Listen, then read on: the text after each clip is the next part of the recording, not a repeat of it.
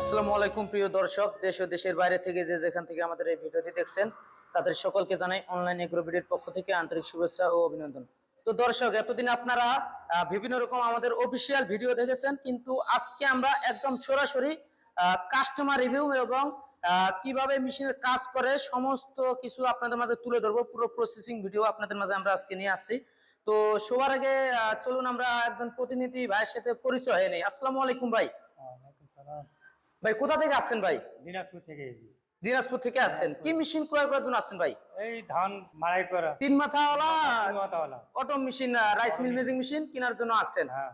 তো ভাই আপনি মেশিনটি যে কেনার জন্য আসছেন, আসার আগে আপনারা আমাদের ঠিকানা কোথায় পেয়েছিলেন ভাই? অনলাইনে অনলাইনে পেয়েছিলেন। তো এখন আপনি সরাসরি অফিসে আসছেন, নিজের হাতে ধান নিয়ে আসছেন, নিজের হাতে ভাঙ্গা নিবেন এবং কিভাবে চালাতে হয় আমাদের যে দক্ষ টেকনিশিয়ান আছে আপনার সমস্ত কিছু আজকে বুঝাই দিবে এবং নিজের হাতে আপনি বুঝা নিবেন কিভাবে ভাঙ্গায়, কিভাবে কি করতে হয় সমস্ত কিছু দেখে নিবেন।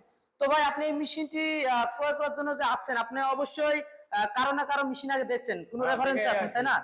আপনাদের এলাকায় কি মেশিন চলে ভাই? আমার গ্রামে একটা আছে। কেমন চলে ভাই মেশিনটা? ভালো চলে, খুবই ভালো চলে। খুবই ভালো চলার কারণে আপনি নিজে উদ্যোগ নিচ্ছেন যে আমি একটা মেশিন ক্রয় করে একটা ছোট থেকে ব্যবসা চালু করে বড় পর্যায়ে নিয়ে যাবো। এই মেশিনটি আসলে খুবই একটি ভালো মেশিন। এক মেশিনে তিনটি কাজ, একের ভিতর সব। আপনার চাল করতে পারবেন, ভিজা চাল থেকে আটা করতে পারবেন, হলুদ মরিচ করতে পারবেন।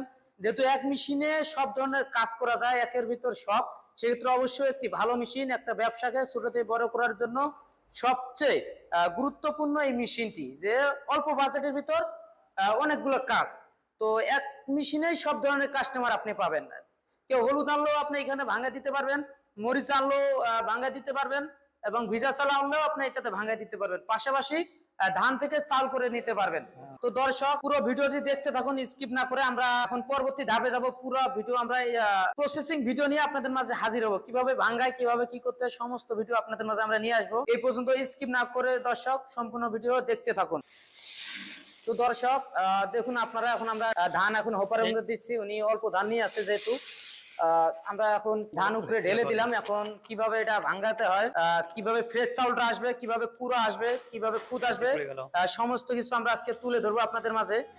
এই পর্যন্ত দর্শক সম্পূর্ণ ভিডিও দেখতে থাকুন, স্কিপ না করে। তো দর্শক দেখতে পাচ্ছেন আমরা চালিয়ে দেখাচ্ছি।